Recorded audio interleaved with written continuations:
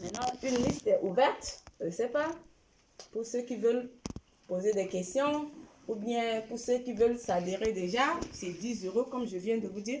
Mais en attendant, je vais passer avec... c'est bon, je peux... Oui. Vous allez essayer de voir.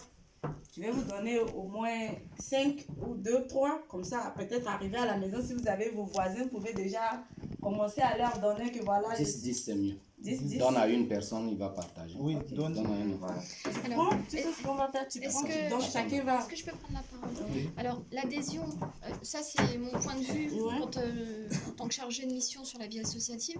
L'adhésion, c'est bien de 10 euros, hein, le droit d'entrée, on va dire ça comme ça, dans l'association.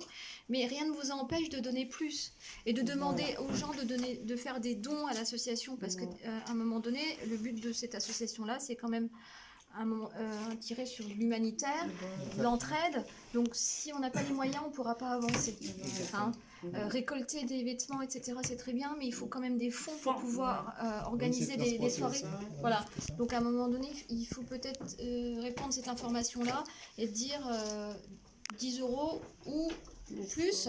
Moi, je vous imprimerai, que je donnerai au vice-président, des CERFA, des feuilles, des formulaires que les personnes pourront faire des dons et ça sera défiscalisé de leur impôt à moins 65%. C'est-à-dire qu'eux, ils pourront dire dans leur feuille d'imposition qu'ils ont fait un don à l'association Lumière et Paix et ils auront une réduction d'impôt derrière. D'accord ? Voilà. Après, c'est peut-être pas notre cas nous aujourd'hui. Hein, y a des gens qui vont prendre une adhésion et c'est pas ça pour l'instant, mais d'autres personnes, des chefs d'entreprise qu'on pourrait aller rencontrer, etc., qui pourront éventuellement donner, faire des dons et dire voilà, j'ai donné à Lumière et Paix et vous me donnez le reçu et ça je vais le donner aux impôts. Ils sont gagnants. Ok. D'accord ? Donc ça c'est une astuce que je donne, on fera un compte rendu ensemble si vous voulez un jour. Donc de toutes les astuces qu'on pourrait vous donner. Donc c'est bien parce qu'il y a l'entraide, il y a l'humanitaire et une fois qu'il y a l'intérêt général, l'entraide et l'humanitaire, effectivement là on peut inciter et dire voilà, donnez. Là, on a bien dit donner, ne jetez pas, donner. Hein, ça, c'est très bien. Hein, ça, c'est un bon début. Mais il y a des chefs d'entreprise qui cherchent à donner aussi. Hein, qui cherchent à donner parce qu'ils payent trop d'impôts, ils veulent payer moins d'impôts. Ils disent, bah, tiens, on va faire du bien à une association et en même temps, on va être réduit en impôts. Exactement. Donc, les deux côtés sont gagnants. Voilà.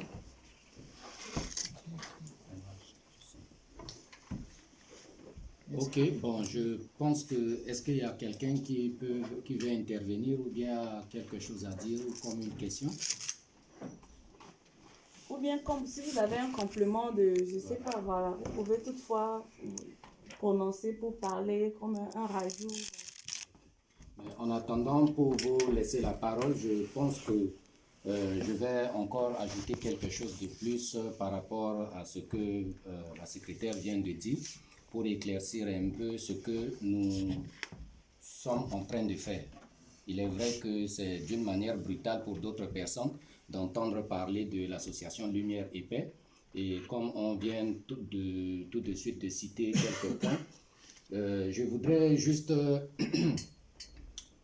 expliquer comment l'association a vu le jour. Parce que vous voyez, le besoin toujours de chaque chose se fait sentir par quelque chose. Je prends un exemple de la Croix-Rouge. Comment la Croix-Rouge a vu le jour. Je pense que beaucoup ne connaissent pas comment la Croix-Rouge a vu le jour, mais je fus un membre de la Croix-Rouge, j'ai été aussi formé par la Croix-Rouge, donc j'ai au moins une idée à peu près de comment la Croix-Rouge a été créée. Il y avait un monsieur du nom de Henri Dunant, qui était un Suisse.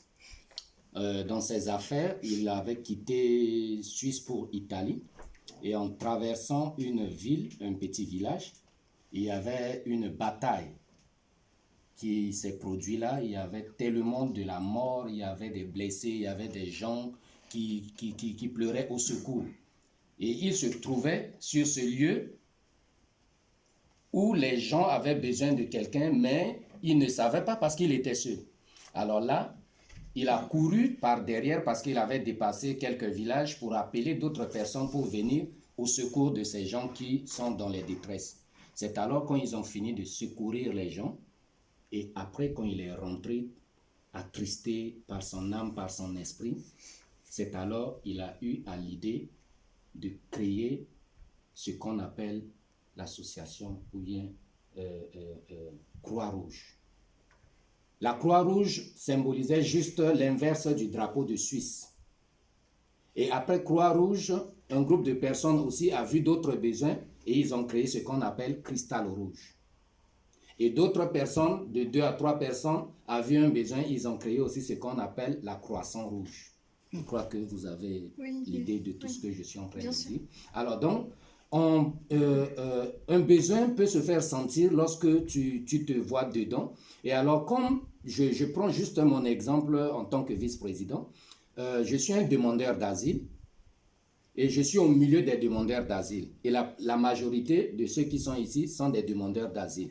D'autres ont déjà leurs papiers, d'autres ne sont pas encore eu leurs papiers, et d'autres sont les natifs de ce pays, qui sont des Français, et d'autres sont de différentes nationalités.